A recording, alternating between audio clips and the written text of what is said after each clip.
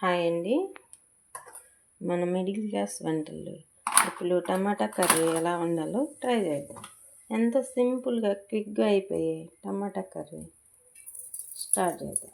First పొయ్యి మీద గిన్నె పెట్టి గిన్నెలో సరిపడినంత ఆయిల్ వేసుకోవాలండి.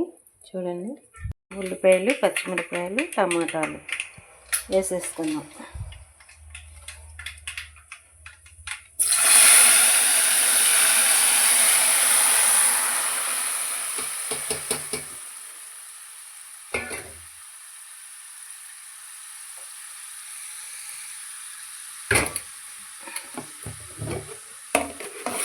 దీనిలోనే రుచికి సరిపడా ఉప్పు,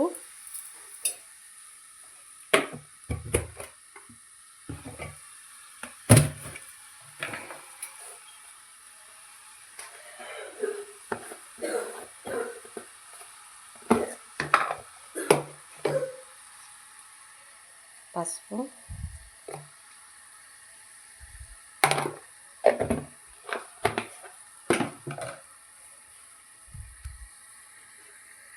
దీన్ని కాసేపు మగ్గించుకుందాం. చూడండి,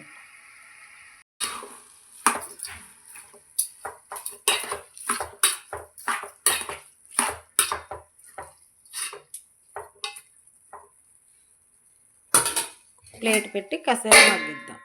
క్విక్గా అయిపోతుంది.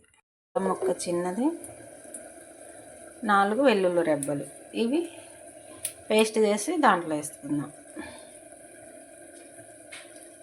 కరివేపాకు కూడా 2 రెబ్బలు మధ్యలో వేసేద్దాం. ఇప్పుడు కూర చూడండి ఎలా ఉందో.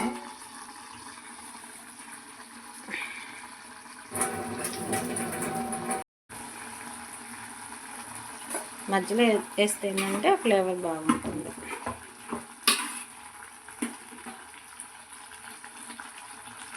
మన కూర చూడండి ఎలా వచ్చిందో.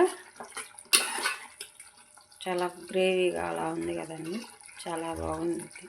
ఇది రైస్లోకైనా చపాతీలోకైనా చాలా బాగుంటుంది. వచ్చి రాని పిల్లలు వంట చేయడానికి కూడా చాలా ఈజీగా ఉంటుంది, తొందరగా అయిపోయిద్ది. ఇంట్లో ఇప్పుడు కారం వేసుకుందాం.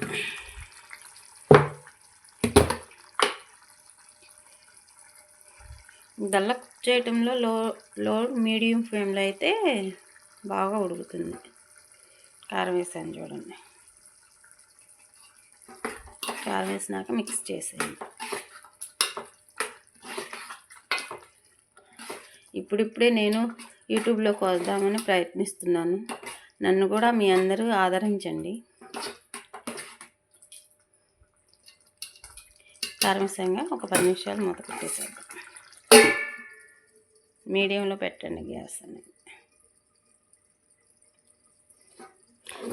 నాకు ఏదన్నా తప్పులున్నా చెప్పండి, కామెంట్లో మాట్లాడుకుందాం. తగ్గిపోయిందా? కొంచెం కొత్తిమీర తరుగు వేసేసుకుందాం. మీకు ఇష్టం ఉంటే వేసుకోండి, లేదంటే స్కిప్ చేసేయచ్చు. నా దగ్గర ఉంది కాకపోతే వేస్తున్నాను. మనం మిడిల్ క్లాస్ వాళ్ళకంటే ఏంటంటే అందరికీ అన్నీ ఉండవు కదండి. ఏదో ఉన్నప్పుడు వాడుకుంటాం, లేనప్పుడు వదిలేసేస్తాం, అంతే కదా. కొత్తిమీర ఉంటే బాగుంటుంది, లేదంటే స్కిప్ చేసేయచ్చు. చూడండి ఎంతో గ్రేవీగా టేస్టీగా ఉంది కర్రీ. టేస్టీగా ఉందని మీరు టేస్ట్ చేస్తారా అనుకోవద్దు, కాకపోతే చూడటంటే టెంప్టింగ్గా ఉంది, అందుకని చెప్తున్నాను అన్నమాట. అంతేనండి, ఎంతో ఈజీగా చేసుకునే మన టమాటా కర్రీ రెడీ అయిపోయింది. Okay, bye.